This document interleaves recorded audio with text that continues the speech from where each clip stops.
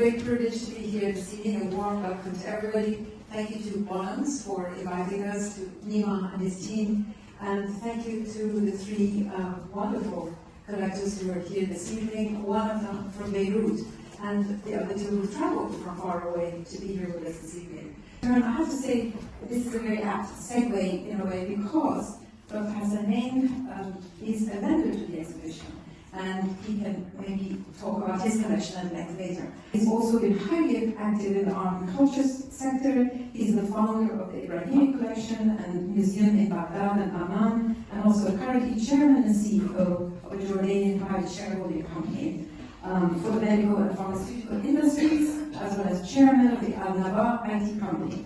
He's been involved in the publication of 6 important volumes dealing with the history, growth, and genre of Arab art, specifically of Iraqi art.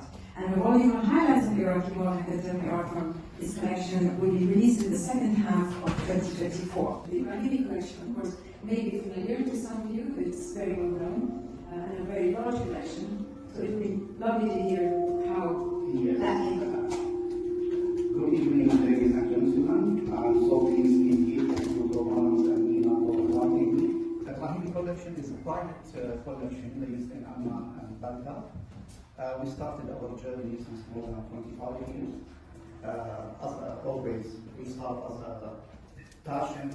After 2003, because of the brutal destruction and peace setback of the cultural institute in Baghdad, we found that we should do something to the Iraqi people and Iraqi community to preserve part of the art heritage in Iraq.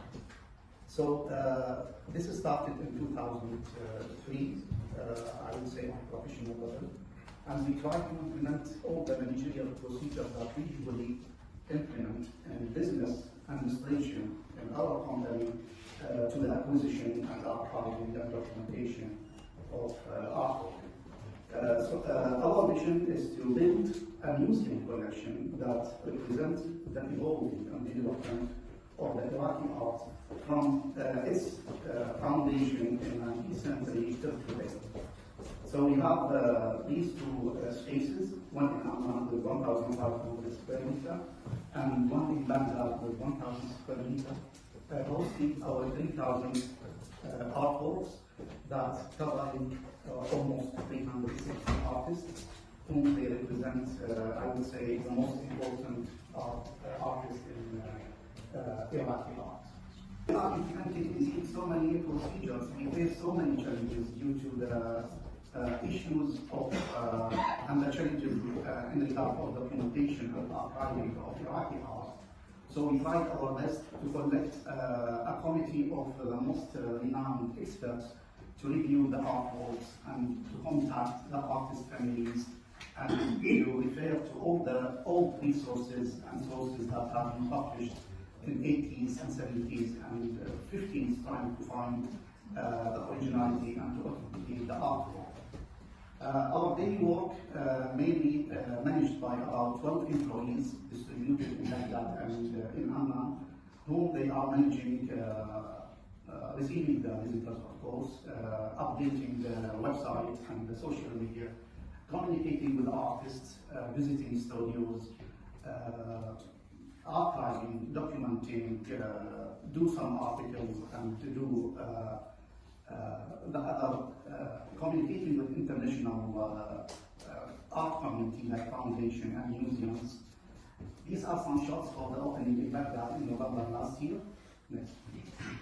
And we managed to publish 3 volumes covering the evolving and development of Iraqi art in Arabic and English, and 2 volumes to come this year, and our book in English will be published by Skira at the second quarter of 2024 this year.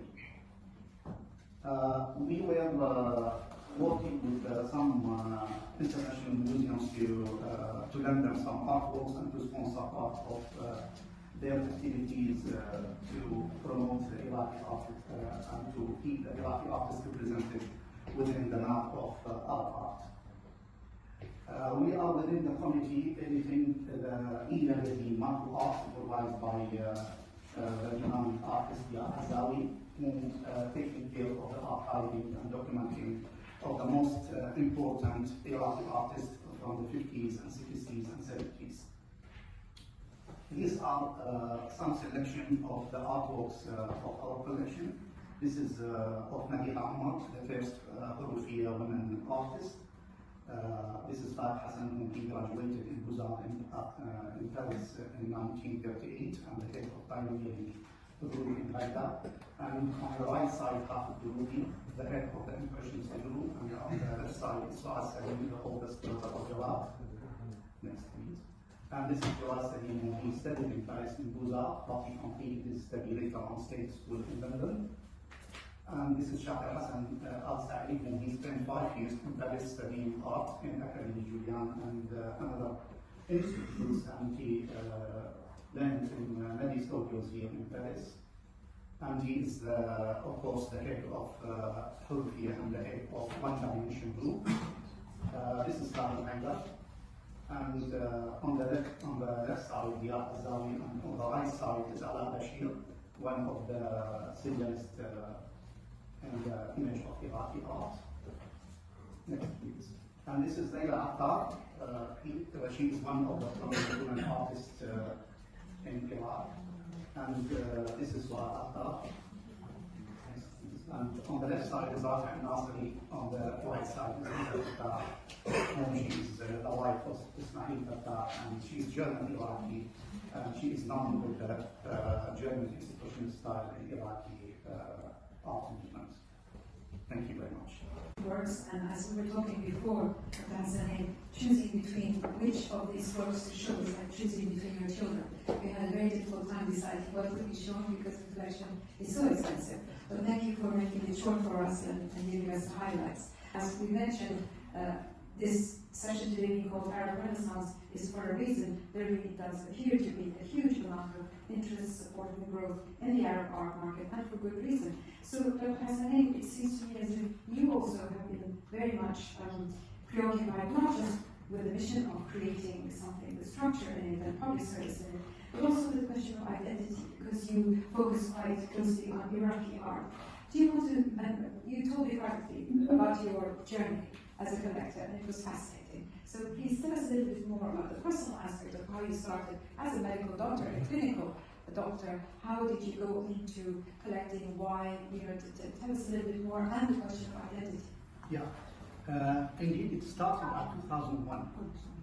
I used to be a friend of Arabe Bashir, who is a renowned Iraqi surgeon, and he is one of the 16 artists.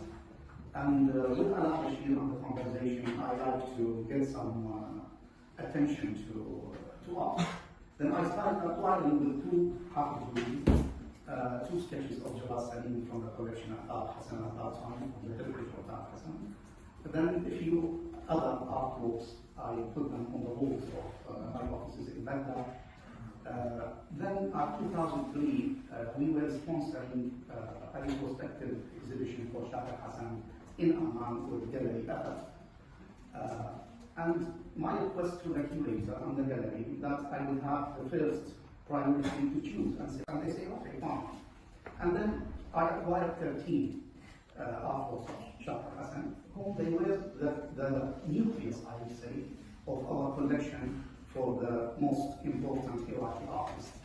Then in 2003, as we said before, that the passion in a point can transfer to a mission, to a duty. After what happened in Baghdad, and we get destroyed everything and looted, then there were a huge vacuum for the heritage and the memory of the Iraqis in the archaeology, as well as in the archive, the National Library, the art, the music archive, the photographs, everything had been burned, everything had been destroyed. And we decided in our company that we need to do something to participate as a social contribution, a cultural contribution, and to have it in one point in Baghdad once the security situation gets settled. So since 2003, we started our journey to build a museum collection, to give the retrospective of the evolving of Iraqi art, fine art journey from Abdul Qadir Bassam. You know, before that we have some artists, but we don't have any archive or painting available. Then we start to collecting from the Iraqi families, from the Iraqi art studios, from the state, from the auctions, galleries, art dealers that we trust. And on parallel, we asked a committee of the most Iraqi experts to look after what we are buying and to review it. And then we return back always to the experts in the National Museum to tell us about these artworks, and which it should not be one of the public property of the Iraqi Modern Art Museum have been looted in 2003. It was really a very difficult journey, so many challenges we faced. But with the help of our advisory board, Dia Azawi, Kada Shamour, Ma'ad al-Alusi, Saad al-Ta'i, Ali Tariq, and many others, whom they couldn't help us, support us willingly, free of charge. We were always either in meeting or communicating to discuss and to build the roadmap for this collection. And thanks to these efforts and the teamwork, that in 2017 we opened our public space in Amman, and then we decided to prepare the space in Baghdad, where we succeeded to open at 2013. We started with the publication. Already in 2015, we digitalized all the collection. We put it on the website, so it's for researchers, scholars, the art community to refer to. And we put all our archive and library, which is about 2,000 titles we have, in Amman and in Baghdad, in the service of the people whom they would like to do some research about, or if they have theses about Iraqi art. We sponsored many theses, we sponsored many students, and of course we did all these publications, and we sponsored from the company free of charge to all the fine art institutes in Iraq, to the libraries, to the art community, to anyone who gets interest about Iraqi art. So with this journey, we are trying our best to replace the absence or the weak role of the National Museum, whom they have a burden of, the governmental bureaucracy and the lack of budgeting and so on and so forth. This is all indeed operational cost, and we are bearing, the company is bearing, but we believe that this is part of our duty as a company to do some cultural contribution to our people, to Iraqis. Knowing that we got so many shocks, we got so many losses, and there is some way and someone should compensate a little and participate in giving back what we should do. Well, thank you. This is an extraordinary example of how a non-governmental, albeit commercial company, can support the arts and fill in the gap where, say, a national museum is absent or unable to do this. And one is really surprised, because you would think that we in our region are a victim of this. This isn't entirely true, because in the Western world, despite great national museums, they are lacking in endowments and funds. So if we see more and more the rise of the private museum, the rise of the private foundations, and ways in which individuals are supporting the arts, as opposed to the way National Museum used to do decades ago. So it's an extraordinary journey, and wonderful to know that the business of systematizing, which is often lacking in our part of the world. Antiques, carpets, anything. You may face this challenge, but I think the best we could do in this regard, that we do a deal with any art dealer or gallery. Of course, we don't have this problem if we buy from the estate of the artist or from the studio of the artist themselves. But if we buy from the art dealer, I mean from the secondary market, or from the auctions sometimes. Auctions as well, they may have these challenges. So, and auctions is a bit difficult. So we are so cautious to authenticate the artworks through the experts or through our archive before we proceed with the purchase But with art dealer and galleries, which is the main body that, of the main source that we buy, we have a condition that if we discover any problem with this artwork in any period of time, maybe after 1 year, 2 years, 3 years, we have the right to get them back with the same price that we, or to exchange it with another artwork. We faced, of course, so many cases like this, but successfully we could manage them and retain them back to the source. Yeah. Having just one point, one of the main motive, in addition to the commitment to the social contribution and cultural contribution to the Black people and the Arab community, to digitalize and publicize the artwork is to expose it. Yes. To expose your artworks is a very good advice to discover, because the people can see it. If there is any objection, so you can verify it, you can check it, you can investigate it. It will draw your attention. Maybe you don't know, but if the people see it on the website or the social media and they do some, of course there's so many feedback, it's not right, but you can recognize. So you can just, it can be a push for further investigation. Well, you know, it's interesting for me, fakes sometimes arise out of the need to cater to the market. That's a long story and I won't get into it. But having said that, and going to the issue of the market, one of the key driving factors in the market is identity. And it's very interesting for me that all three of you here today have close associations to your identities in terms of your journey as a collector. So how do you see the future? I mean, we see in extraordinarily promising signs, 22 Arab nations. When I look and see how united it seems to be when faced with art, you know, the art fairs, the exhibitions, the shows are always Arab art, and there's an argument about that. Even though there are 22 different nations, they have different views about various things.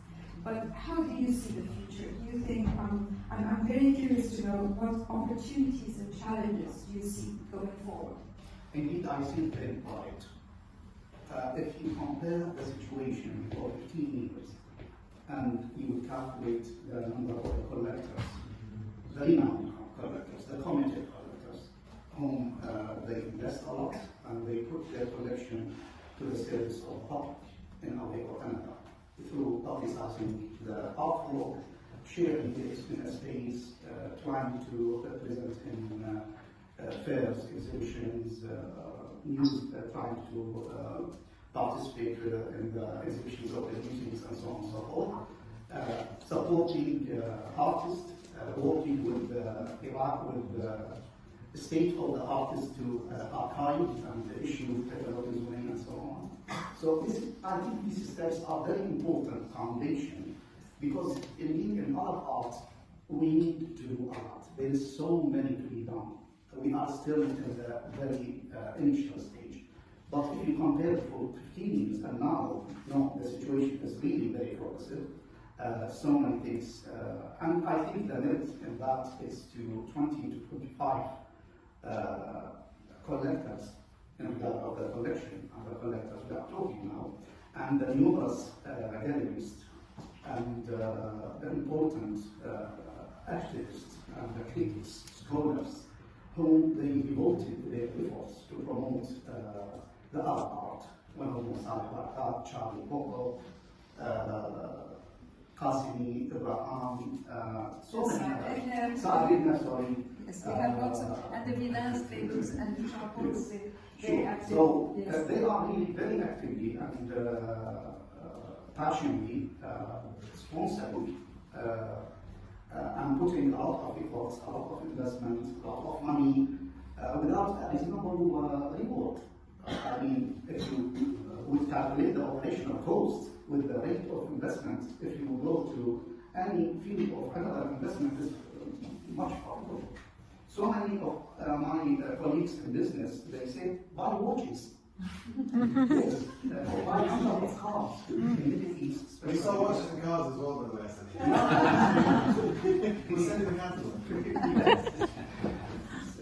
Why we are buying these, as Bonhams says, so the investment reward on art is very slow and it's rewarding, but If you calculate Iraqi art, for example, and you will see for the progress of the prices on their artworks, you will find them not more than 10. While in our collection, we have 360 artists. They are still need to be invested in and need to be shown in the market scene, the market and the scene, both. So yeah, I think all of us, the art communities who are working, and hopefully in one day we can cooperate, we can put together these efforts in an organization together, a society together, we can meet regularly, we can coordinate, propose solutions, discussing programs. This will build a hope for some of us, because sometimes we lose hope. Absolutely. No, I mean, the community, as you mentioned, the fraternity of people who support Arab art is an extremely important platform for the growth of Arab art. And in fact, so as we said, I do encourage you to visit Présence Arabe at the Museum of Modern Art, because that's over 200 works that are being shown by 130 artists that have rarely been shown. So it will be interesting. And of course, one of the co-curators is an Iranian curator, Morad Montazami. So again, it just goes to show that we can transcend nationalities and borders, and we work as a larger community of people supporting the arts in the Middle East for the good of the region. Target audience, I wanted exactly what you were saying about having queues outside of the Museum of Arab Art. That's my dream, and I think a big target audience that sometimes collectors, well, galleries is a little bit difficult for them to cater to, is children. And I think children are maybe slightly overlooked by the secondary education systems in the Arab world. I think the incredible thing that the Western world has managed to achieve is if you take a child that's come out of secondary education, or child, young adult, and sit them down on a chair, they'll be able to mention probably the top 20 or 30 important artists from their region, even the wider world, and even refer to specific artworks. And I think children, anyone that has children, will know that one of the first things they do, even before they can talk, is that they create. So in order for the queues to be outside the museums, it's not just about converting the friends that want watches and cars and stuff, it's about getting people young so that when they grow up in their mind, Gagosian is as vivid as Picasso. And maybe even before Picasso, in terms of like tapping into it mentally. What do you think can be done there? And this is connected to a wider discussion about you are all operating in countries where the government and the state, for whatever reason, lack of resources, instability, has not been able to build a structure in the education system, in the public sector, that can support the vision that you guys have, which is queues outside museums, people growing up knowing they're artists.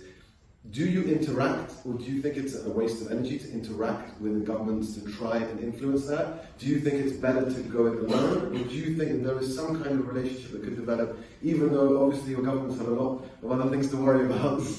But it's incredible still that you've managed to open a museum in Baghdad, a country where most people will find very difficult to even visit, and have it open to the public. So it's two questions here. One is about what you think about targeting children and getting people younger, and secondly, what your interaction is like with your governments, and if you think that's a good place to dedicate my energy.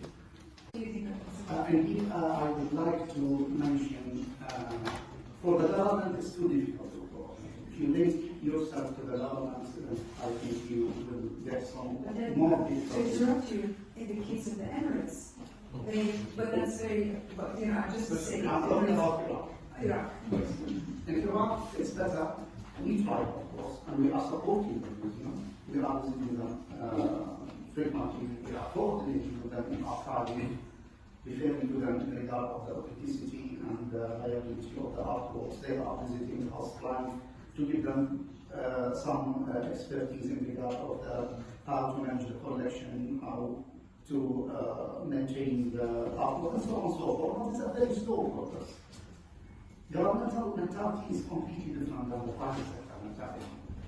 So this is, I would say, we are trying to do something, but it takes time. In regard of the kids, children, schools, Iraq, unfortunately, the curriculum is missing this part. It's focusing on other issues. So the first review we did in our space is inviting 25 children to visit our collection. They were below 12 years. One of them were my son visiting like that at that time. And we prepared an interactive screen like this, and we put some of the paintings Jawad Salim, Hafidul, Fahad Hassan on the screen, and we allowed them to draw on this screen. And it was really amazing activity. And then we shot these paintings of the kids.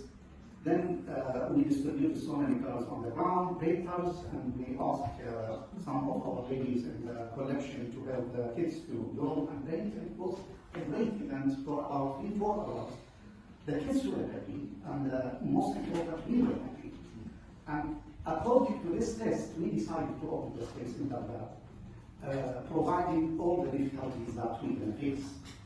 And surprisingly, within a very short period of time, so far we record 700 visitors, which is enormous. Quite a lot, yes.